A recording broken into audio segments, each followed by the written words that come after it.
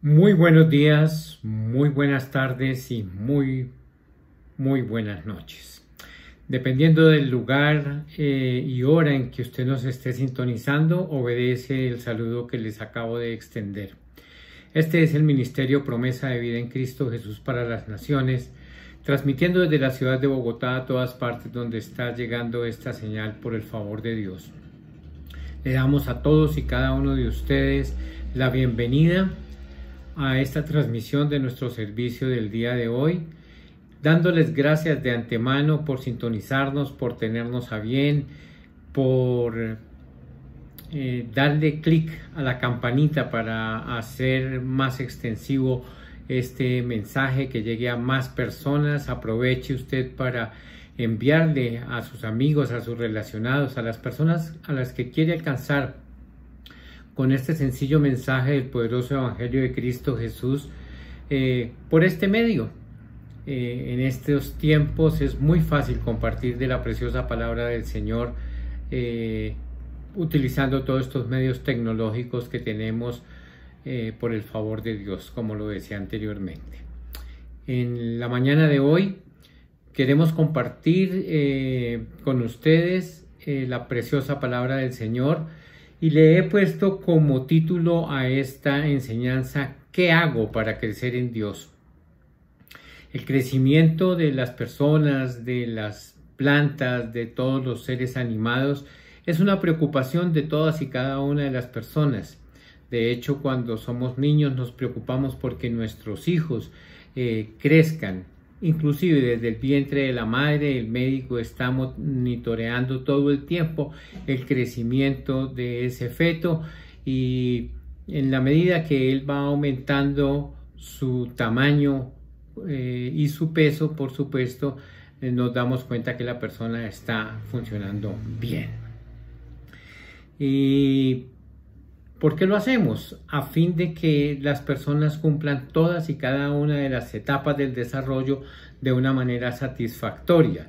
Y cuando vemos que algo no está funcionando bien, entonces acudimos al médico para que lo examine y para que dé un tratamiento para que eso funcione. En la vida espiritual sucede exactamente lo mismo. Tenemos que crecer, tenemos que dar frutos y tenemos que cumplir el propósito por el cual Dios nos ha llamado a ser sus hijos y nos ha escogido desde el principio de los tiempos. El libro que vamos a ver hoy son varios realmente, pero nos vamos a fundamentar principalmente en el primer libro de Pedro, en el capítulo 1, verso 22, hasta la segunda epístola de Pedro, capítulo 2 y verso 3.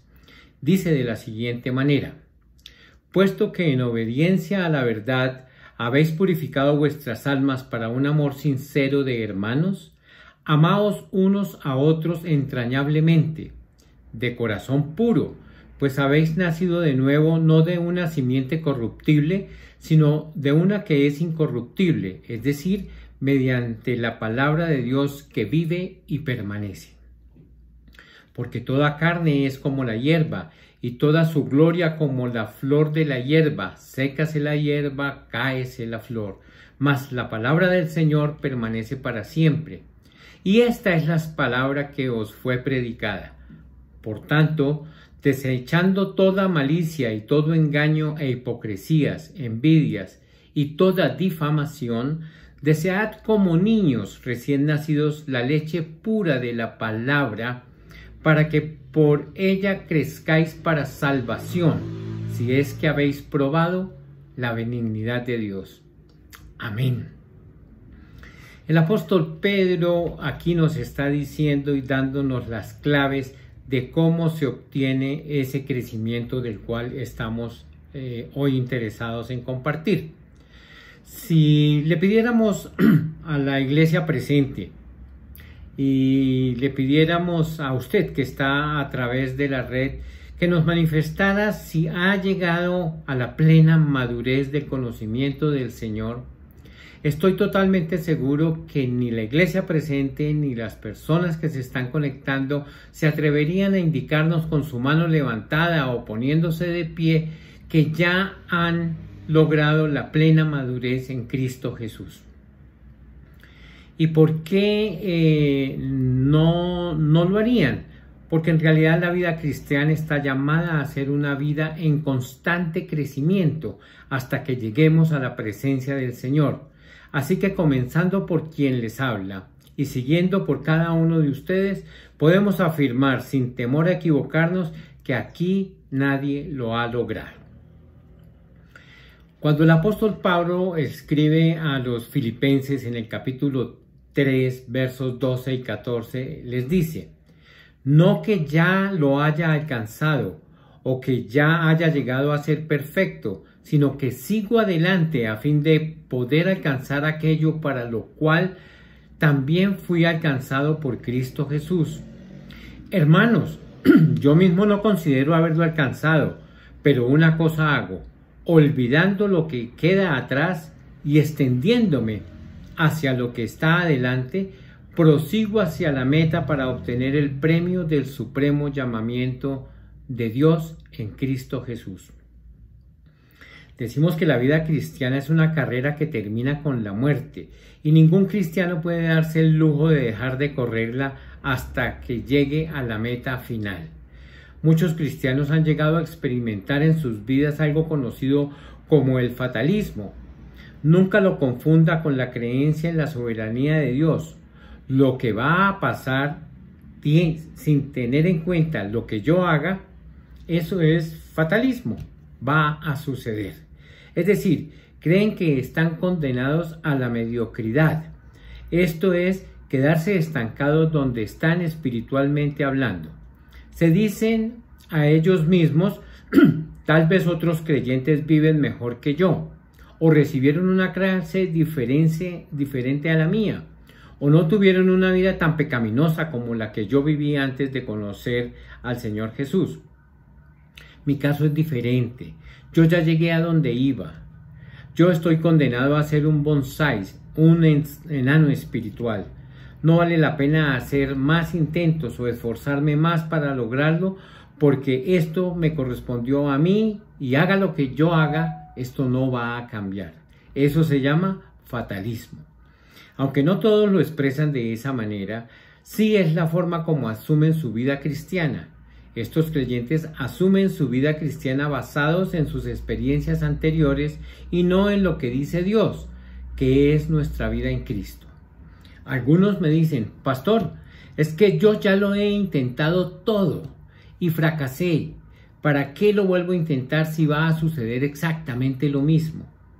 Si se sienten atrapados como si no hubiera más oportunidades para ellos, como si la vida suya ya hubiera terminado. Quiero decirles que sí hay opciones, porque Dios nos ha dado a todos recursos para lograr plenamente nuestra riqueza espiritual. Usted y yo no estamos condenados a quedarnos en la mediocridad espiritual. No, estamos llamados a la excelencia, solo que para lograrla no existen atajos. Escúcheme bien, para lograrla no existen atajos. Hay que caminar todos el mismo terreno, el mismo camino, todo y a plenitud. Como estamos llamados a la excelencia, para nosotros va a ser un privilegio poder hacerlo paso por paso.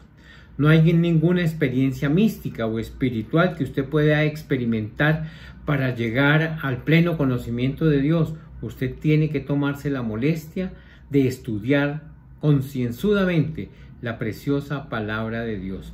Este es un proceso gradual que dura toda la vida. Es un trabajo que hace el Espíritu Santo en nosotros y comienza como Él dice. En la primera epístola de Pedro, en el capítulo 2:2, desead como niños recién nacidos la leche pura de la palabra para que por ella crezcáis para salvación. No es una sugerencia. La palabra utilizada en primer lugar por el apóstol en este verso es desead. Y ese es nuestro primer punto, la cual está utilizada en un modo imperativo. Esto es una orden, un mandato de Dios, de manera que si eres un recién convertido o un cristiano con una pobre vida espiritual, o si por mera casualidad hasta hoy te expones a la palabra del Señor por este medio. Entiende que Dios te está dando una orden por medio del apóstol Pedro para que cambies esas condiciones y procedas a buscar su palabra ardientemente, desesperadamente, así como cuando estás debajo del agua en una piscina y se te acaba el aire, buscas desesperadamente salir a la superficie y tomar la bocanada de aire más grande, porque si no vas a morir, ahogado por supuesto. Y lo haces por encima de todo, de manera desesperada. Así debes buscar a Dios, de esa manera, desesperadamente, y por supuesto su palabra. Pedro no nos dice aquí que leamos la Biblia, que la enseñemos, que la memoricemos, o lo que es más hermoso, que la prediquemos. Y aunque esto también es un mandato, y es muy bueno hacerlo, y Dios lo recomienda, y la Biblia así lo consagra, nos dice aquí que deseemos como niños recién nacidos la leche espiritual. ¿Y cuál es esa leche espiritual? La preciosa palabra de Dios.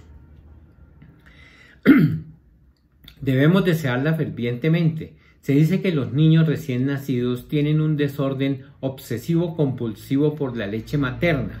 No les importa otra cosa y para conseguirlo tienen una alarma excelente. Lloran desesperadamente hasta conseguirla. Pedro nos dice así, que de esa misma forma nosotros debemos desear la palabra de Dios. Así como el niño no le interesa si está vestido, si está desnudo, si su camisa es azul, rosada o amarilla, si sus zapaticos o sus mitones son de finos o son ordinarios. A él le interesa beber leche. Por eso se dice que es un desorden obsesivo compulsivo, tomar leche para ellos. Dice el Salmo 19:10 que la palabra de Dios es deseable más que el oro, más que mucho oro fino, más dulce que la miel que destina del panal. Igualmente, el Salmo 119, que tal vez fue escrito por el profeta Esdras, hizo una alegoría, escribió un poema de amor en 178 versos dedicado a la palabra de Dios. Y veamos solamente aquí algunos. Verso 16. Me deleitaré en tus estatutos y no olvidaré tu palabra. Verso 20. Quebrantada está mi alma, anhelando tus ordenanzas en todo tiempo. Verso 47. Me deleitaré en tus mandamientos, los cuales amo. Verso 72. Mejor es para mí la ley de tu boca que millares de piezas de oro y de plata.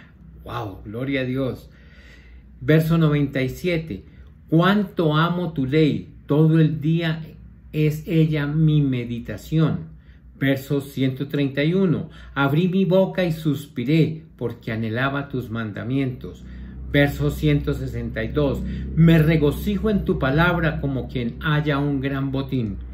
Y como le digo, son 178 versos dedicados única y exclusivamente a elogiar y a consagrar la grandeza, la pureza, la maravilla, lo aconsejable, lo dulce, lo tierno, lo puro, lo que es más excelso, lo anhelable por cada uno de nosotros. Conocer en profundidad la preciosa palabra de Dios. Eso es anhelar como niños recién nacidos la leche espiritual. Y créame que en estos son solo unos textos de este capítulo 119, porque como ya lo dije, es toda una alegoría a la preciosa palabra del Señor, adorándola. Usted que padece de ese fatalismo del que hablamos inicialmente, podrá decir que cumplir eso es imposible. Eso es como decirle a un paralítico que camine y por su condición de parálisis no puede hacerlo. Pues en el libro de Juan, Dios le ordenó a un paralítico que caminara y caminó. Eso es posible.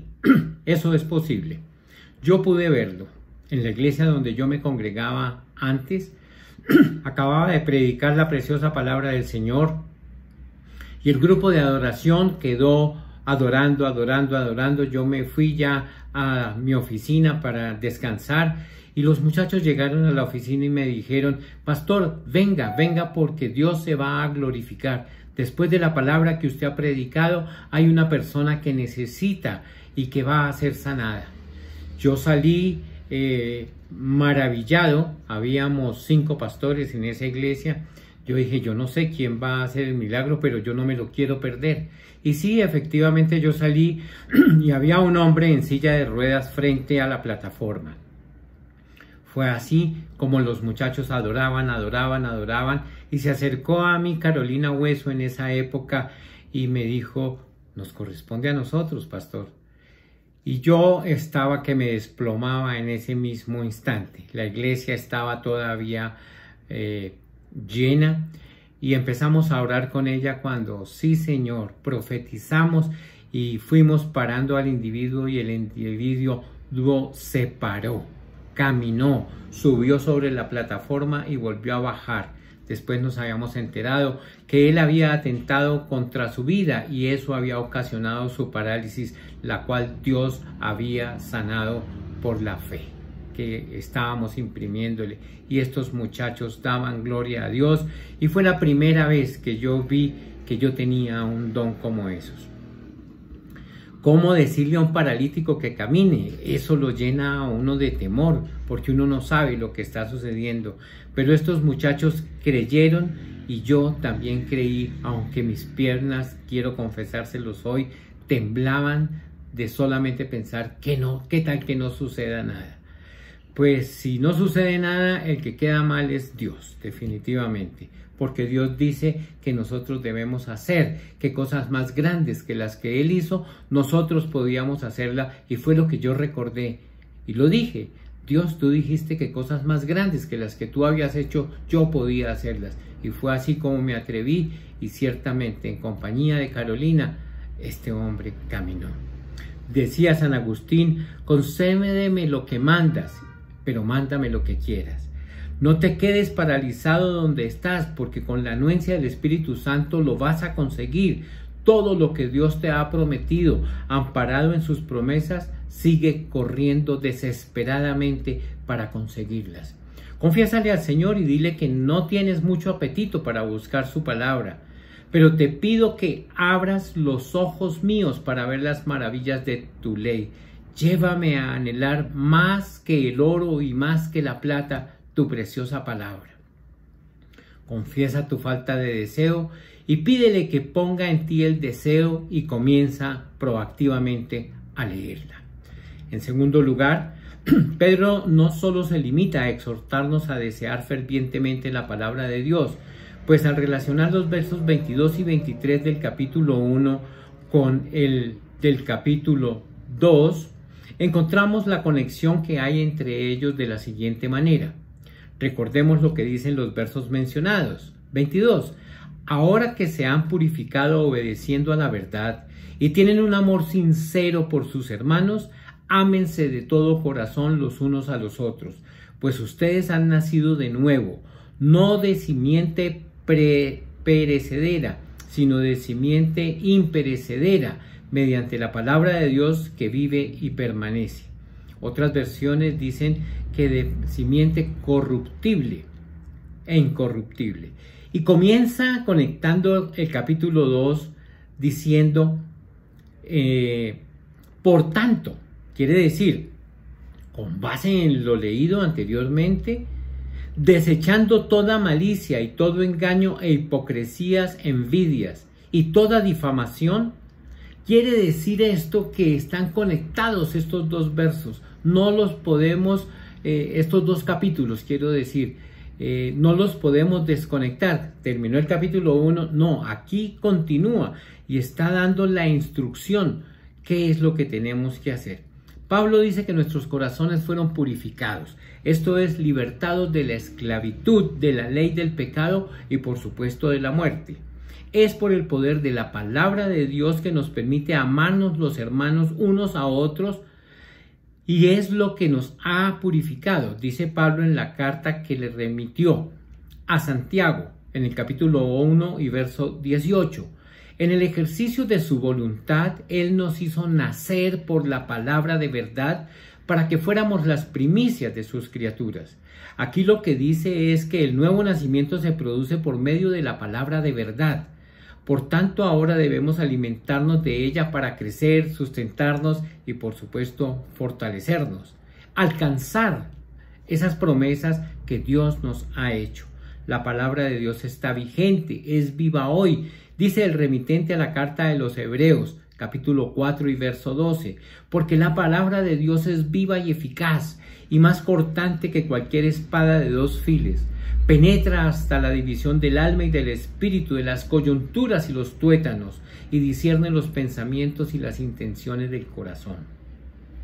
Por su parte, el apóstol Pablo le escribe a su joven discípulo Timoteo en el capítulo 3 y verso 16 de la siguiente manera: toda escritura es inspirada por Dios y útil para reprender, para corregir, para instruir en justicia, a fin de que el hombre de Dios sea perfecto, equipado para toda buena obra. Así que el objetivo de que conozcamos la palabra del Señor en profundidad es, por supuesto, dar a conocer plenamente a Dios, y así dice Pablo que seamos equipados para ejecutar toda buena obra, que es de antemano habiendo sido preparada para nosotros por Dios. Primera de Tesalonicenses, el mismo autor, capítulo 2 y verso 13 dice: por esto también nosotros sin cesar damos gracias a Dios de que cuando recibisteis la palabra de Dios que oísteis de nosotros, la aceptasteis no como la palabra de hombres, sino como lo que realmente es la palabra de Dios, la cual también hace su obra en vosotros los que creéis. Por su parte, Isaías 48 dice: sécase la hierba, marchítase la flor, mas la palabra de Dios nuestro permanece para siempre. Es el Espíritu Santo el que hace la obra en cada uno de nosotros por medio de la palabra. Primera de Pedro 1 y 2 dice: Pedro, apóstol de Jesucristo, a los expatriados de la dispersión en el Ponto, Galacia, Capadocia, Asia, Bitinia, elegidos según el previo conocimiento de Dios Padre por la obra santificadora del Espíritu Santo, para obedecer a Jesucristo y ser rociados con su sangre, que la gracia y la paz os sean multiplicadas. Amén. Si quieres ver a Dios obrando en tu vida, debes sumergirte en profundidad en la preciosa palabra del Señor. Debes zambullirte en ese precioso libro, en profundidad. Búscalo aquí, busca su palabra. Dice el verso 3, ahora que han probado lo bueno que es el Señor, búsquenle. ¿Dónde se saborea la bondad de Dios? En su palabra. ¿Dónde nos enteramos que fuimos salvos por su gracia? En la palabra de Dios. ¿Dónde fue que supimos que fuimos escogidos para realizar buenas obras? En la palabra de Dios. ¿De dónde sacamos que no moriremos eternamente? En su palabra. ¿Quién nos dijo que Dios nos justificó por el derramamiento de su sangre? Dios mismo lo consignó en su preciosa palabra. ¿Quieres saber más de Dios y de sus preciosas maravillas? Búscalas en su palabra. Están al alcance de todos. Es una leche que alimenta, es una leche que deleita. Lee su palabra a diario. El tiempo para leer la Biblia debe sacarse. Debes leerla todos los días para conocer mejor a Yeshua y sea anhelado más por ti. En tercer lugar, hay unos obstáculos para leer esa palabra y para poderla poner en práctica. Y la encontramos en la obra citada, en los versos que estamos estudiando. Primera de Pedro 2:1 dice: por tanto, abandonando toda maldad y todo engaño, hipocresía, envidias y toda calumnia, desechemos esto de nuestras vidas. Quítense ustedes y nosotros, quitémonos entonces todos estos pecados que nos acechan y que obstruyen que todos y cada uno de nosotros podamos alcanzar lo que Dios nos ha prometido. Desechemos esos pecados, no andemos en ellos. Quitan el apetito por la palabra del Señor. Noten que en esta lista los pecados todos están relacionados entre sí. Todos atentan contra el amor, contra la relación entre hermanos. El amar la palabra de Dios en estos pecados no es posible, porque la vida cristiana no actúa en soledad, sino que es un interactuar en comunidad, y por eso es que nos congregamos. Primera de Pedro 1, 3 al 9 dice: Alabado sea Dios, Padre de nuestro Señor Jesucristo. Por su gran misericordia nos ha hecho nacer de nuevo mediante la resurrección de Jesucristo para que tengamos una esperanza viva y recibamos una herencia indestructible, incontaminada, inmarchitable. Tal herencia está reservada en el cielo para ustedes, a quienes el poder de Dios protege mediante la fe hasta que llegue la salvación que se ha de revelar en los últimos tiempos. Esto es para ustedes motivo de gran alegría, a pesar de que hasta ahora han tenido que sufrir diversas pruebas por un tiempo. El oro, aunque perecedero, se acrisola al fuego. Así también la fe de ustedes, que vale mucho más que el oro, al ser acrisolada por las pruebas, demostrará que es digna de aprobación, gloria y honor cuando Jesús se revele. Ustedes lo aman a pesar de no haberlo visto, y aunque no lo ven ahora, creen en Él y se alegran con un gozo indescriptible y glorioso, pues están obteniendo la meta de su fe, que es su salvación. Amén, amén, amén. Gloria a Él por su preciosa palabra. ¡Wow!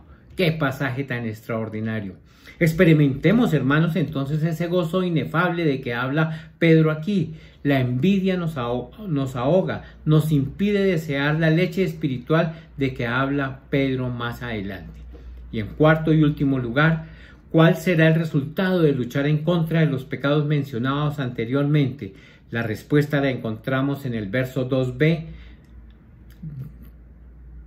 Habiendo hablado de buscar la leche espiritual no adulterada, y aquí el resultado: para que por ella crezcáis en la salvación. Así que, con base en las tres primeras premisas que hemos estudiado, concluimos en la cuarta es: haga todo esto y va a obtener crecimiento de su salvación.